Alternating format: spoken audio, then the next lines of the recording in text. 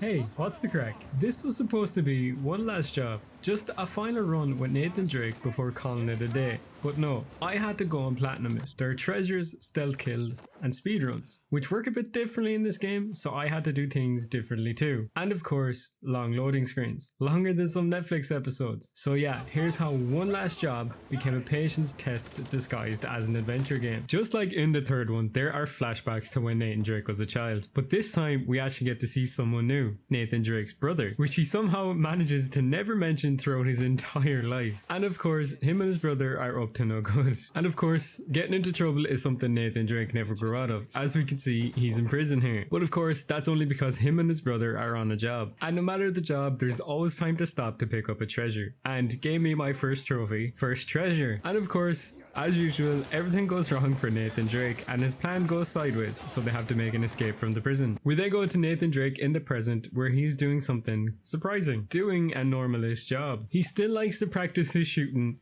in his attic. He hits all 4 targets, proving he still got it. And it's a good thing that he still knows how to shoot because he gets a blast from the past, his brother. Now they haven't seen each other in quite a long time. No interesting reason why. He then asks Nate to do a job with him and then explains how he got out of prison. And it was quite the tale. So Nate comes out of retirement one last time for his brother. And Nate quickly gets back into the swing of things, taking out enough lads, stealthily of course, to get me the trophy. Stealth first, ask questions later. And like the trophy said before, he still got it. And he proves it by getting enough headshots that he can earn the trophy head of the class. Not bragging or anything. And of course, once again, everything goes sideways for Nathan Drake. But they did manage to find enough information for where to go next. And that place of course was Scotland. Nathan may be in a different area, but he is still not stopped headshotting. And after his 50th headshot, I got the trophy. You have a head for this business. They've added some new stuff to this game, starting with journal entries. And as soon as you have your first one taken down, you earn the trophy, jot this down. And the second new thing is journal notes. And as soon as you find your first one, you get take a note trophy. And the last new thing they added in was optional conversations. Not really optional because you need to get them for the trophy. They did keep the classic puzzles from the last game though, helping them find out where to go next. And of course, as soon as Nathan leaves that place, we're surrounded by enemies. So why not get a trophy? Take down 30 enemies by doing stealth and you'll get the trophy. Shh. Sleep now. And then of course I immediately ruined the stealth by getting caught. And of course as soon as I get to the new area, what's there to greet me but another puzzle? But not to worry, I put my smallish brain to work and I solved it in less than 10 moves, which unlocked the trophy Trials and Tribulations. And of course because things were going a bit too well where we were, the bad guys show up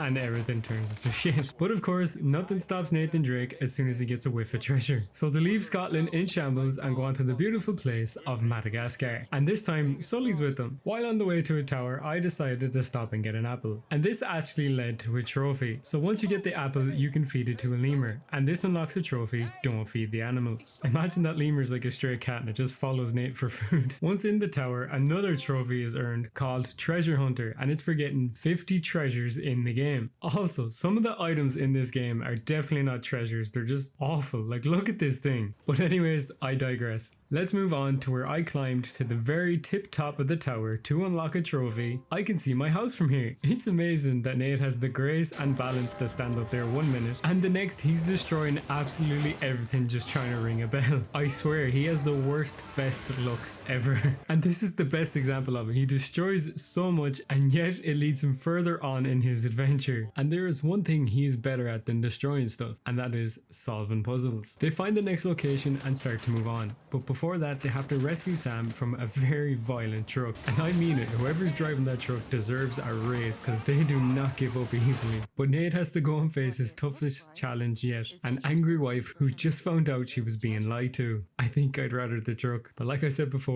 nothing stops Nathan Drake from going on an adventure, not even a very angry wife. And of course that's lucky for me because I get my next trophy. Marco Polo returns, and this trophy is very simple. It's for just playing in the ocean. And another thing that returns is Nathan Nathan Drake's shitty luck. The boat they're on was gone down and Nate and Sam are now separated and they're on the lookout for each other. They find each other fairly quick and it's back to the adventure for them. And they also reunite with some bad guys, and one of those bad guys got the honor of being my 20th lad to pull from a ledge while hanging from a ledge to get the trophy. Cliffhanger. Can't hang around all day, so the two boys move on fairly quick and Nate actually takes a tumble and ends up taking an involuntary nap, which is where we get to see what the two boys were up to at the start of the game as kids. And this is where Nate finds the greatest helmet of all time. Oh, and he also finds this book that his mother helped put together. But let's get back to the present where Nate awakes to find his wife and the two of them go looking for Sam. But before they ever come anywhere near Sam, they come across some enemies. But not just any enemy, an armored enemy. And once you take out 5 of them, you'll earn the trophy hitting a brick wall. A bit late for dinner, but not to worry because Nate takes a few notes and finally finishes off his journaling to get the trophy Lost Art of Journaling. There's actually an Irish slang word for the likes of Nathan Drake and it is called jammy, where something lucky will happen that comes from unluck, like him falling but somehow catching this branch, or how he doesn't know bodies are about to start exploding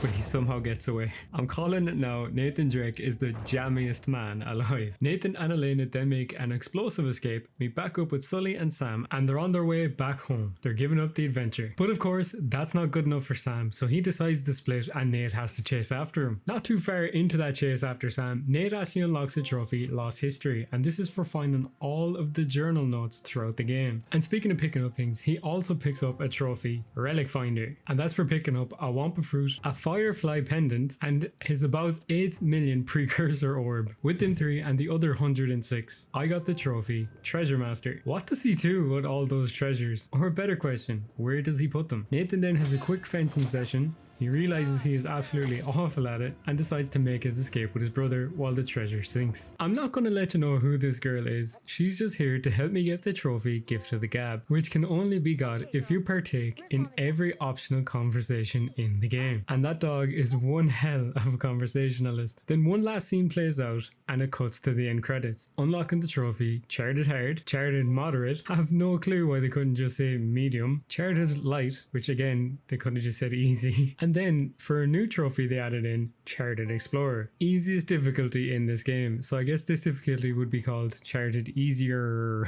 Fuck's sake. Subscribe for more shitty jokes. Now normally I would play on the hardest difficulty in the Uncharted series and it would be called Crushing, but I didn't this time because apparently it's insane to do on your first go. So I decided I'd do it on my second go, and since I picked up every trophy in the game, it unlocked unlimited ammo and any weapon I want. So let the fun begin. Everything plays out the exact same, just a bit harder, including the buddy takedowns. But when I got my 10th one, I unlocked the trophy Wingman. Buddy takedowns are great and all, but they're nothing compared to that one shotgun. And after shooting that enough times, taking down 1000 bad guys, it unlocks the trophy Ludonarrative Dissidence. Jesus, that is an absolute mouthful. Then death after death, I finished the game on the hardest difficulty, getting the trophy Charted Crushing. And because I used the gun that takes only one shot to kill most of the enemies, I got the Sharpshooter trophy, which is got for getting an accuracy of over 70%. I was also trying to go for the speedrun trophy, which is completing the game in under 6 hours. But as you can see, I was well off that. And I'm fairly sure the loading screens knew that I was in a rush because they took a long time. Or maybe it was all the deaths. I don't know. Either way, I didn't want to play through the game again, so I used the glitch on PSN profiles to get the trophy Charted Speedrun. Let me know, would you have played through the game for the 3rd time? Then it was time for the online trophies. And this is where the real fun began. Why can't games just leave me be antisocial? Once I learned to play the multiplayer, it gave me the trophy Continue the Adventure. And yes, I did toss something that was so magical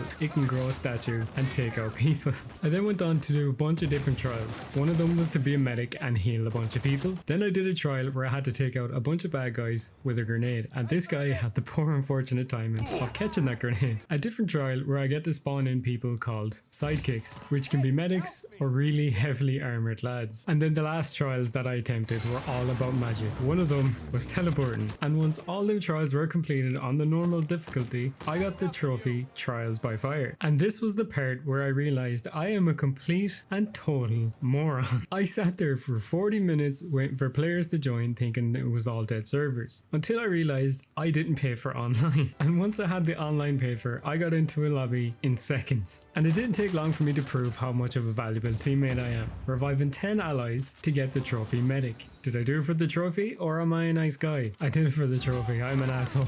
And when I'm not reviving people, I'm spawning in some sidekicks, 10 of them to be exact, to get the trophy Friends Forever. And after a couple of very fair rounds later, I had played and won 5 matches, I got the trophy Get in the Game. It doesn't matter if you win or not, I just wanted to show off, asserting my dominance and all that. And then it was on to the miscellaneous trophies. And to start off, I'm going to prove how sneaky I am by getting through this cemetery with Sam without getting caught, without taking out a single bad guy to get the trophy Ghost in the Cemetery. And I'm still being sneaky by getting through not 1, not 2 parts, but 3 parts, all while sneaking past bad guys, not being spotted and not taking them out, all to unlock the trophy Peaceful Resolution. And then for the final sneaky trophy, I'm teamed up with Elena, where her and I have to sneak past bad guys, not taking them out, steal the truck and get away without killing anyone. And I did it, which means I unlocked the trophy Just Floor It. Nathan Drake then goes back to his fencing lessons to show how much he's improved, and that he has, because he beat your man without getting a single scratch on him. And it unlocks the trophy Swordmaster. And it's not just swords that Nathan's improved with, he's also improved with other things, like taking out a bad guy with a pistol,